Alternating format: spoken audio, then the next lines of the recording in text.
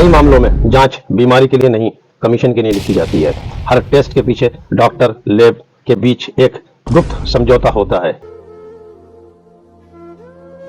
दोस्तों, यूं तो जिंदगी देने वाला और जिंदगी लेने वाला वो है जिसने दुनिया बनाई और इसको अपनी कुदरत से रोशन किया, और दुनिया में उसने एक ऐसा स्पेशल इंसान बनाया जिसको लोग डॉक्टर के नाम से मुखातिब करते हैं। और जब वे लोग किसी बीमारी में मुब्तला हैं तो उसी स्पेशल इंसान के पास भागे जाते हैं जिसको हम लोग डॉक्टर कहते हैं।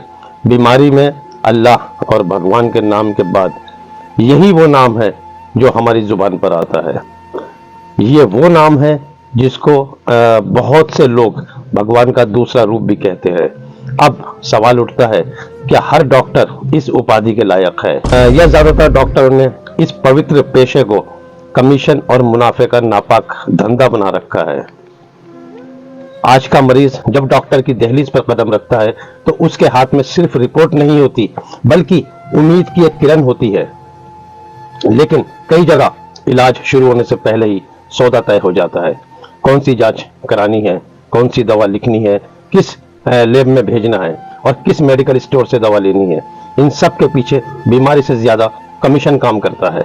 जब एक मरीज या मिडिल क्लास इंसान बीमार पड़ता है तो उसको यही फिक्र और बीमार कर देती है कि इलाज कितना महंगा होगा, कर्ज लेना पड़ेगा, घर के खर्च के पैसों में से मैं यहां दूंगा तो घर का खर्च कैसे चलेगा।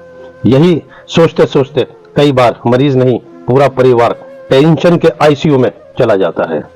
बीमारी इतनी बड़ी नहीं होती जितनी उसको जांच लिख दी जाती है। कभी आपने सोचा एक ही बीमारी में इतनी सारी जांचें क्यों लिखी गई हैं?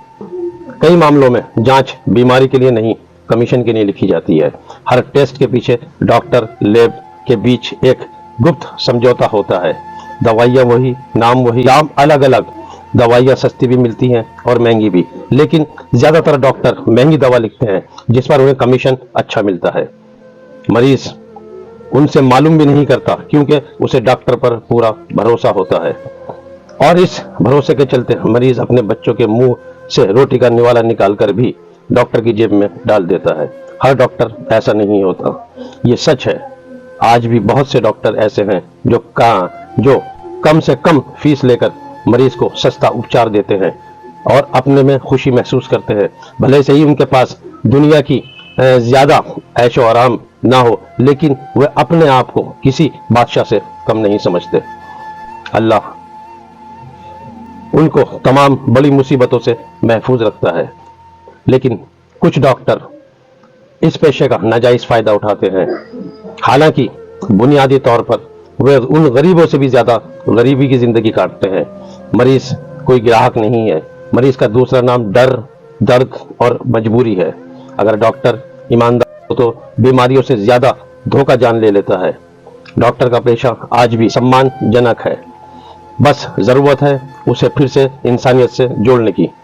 दोस्तों, हमारे देश में आज भी ज्यादातर डॉक्टर बहुत ईमानदार, दयालु और निस्वार्थ है। लेकिन अगर आपको लगता है कि आपकी नजरों में कोई डॉक्टर बेईमान है तो उसकी शिकायत आप फौरन Indian medical council, state medical council और साथ में कंज्यूमर फॉर्म में भी कर सकते हैं। यहाँ आपको वकील भी फ्री मिलेगा, आपका टाइम भी नहीं लगेगा। और आपको एक बात और बताता चलूं कि कुछ डॉक्टर ऐसे भी हैं जो मरीज को मेडिसिन लिखकर स्पेशल इंस्ट्रक्शन देते हैं कि आपको ये दवाई इस मेडिकल से लेनी है। और ताज्जुब की बात है, ये दवाई उन मेडिकलों के अलावा कहीं भी मिलती नहीं है। आप पूरा एरिया घूम लीजिए, वो दवाई कहीं नहीं मिलेगी जहां से डॉक्टर ने लिखी है, सिर्फ वहीं से मिलेगी। जो गरीब आदमी बहुत मेहनत करके अपने बच्चों के लिए पैसा जोड़ता है, और कुछ डॉक्टर अपनी भरपूर फीस लेने के बाद भी इसको कमीशन के जाल में फंसाकर खुद हवाई जहाज के टूर के नाम पर घूमते हैं, लेकिन ये भूल जाते हैं कि उनका अपना भी परिवार है। एक दिन ऐसा जरूर आएगा कि ये सर पर हाथ रख करके जरूर रोएंगे, क्योंकि गरीब बच्चों की बद्दुआ कभी खाली नहीं जाती।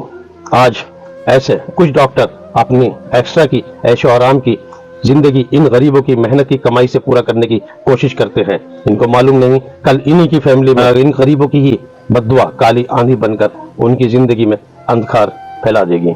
दोस्तों, इस बात का पूरा ध्यान रखें। अगर आपको कहीं भी कोई ऐसा डॉक्टर नजर आता है जो आपको मालूम है कि ये कमीशन के नाम पर हमसे बड़ा अच्छी खासी रकम लूट रहा है, अपनी पूरी फीस भी ले रहा है और कमीशन भी ले रहा है, तो आप इसकी शिकायत फौरन कंज्यूमर फॉर्म में भी कर सकते हैं। आपका कुछ नहीं जाएगा, लेकिन और गरीबों की बहुत अच्छी मदद भी मिल जाएगी और आगे चल के आपको भी बहुत फ़ायदा होगा। अपने दोस्त फरुद्दीन को दीजिए इजाज़त। अल्लाह हाफिज़।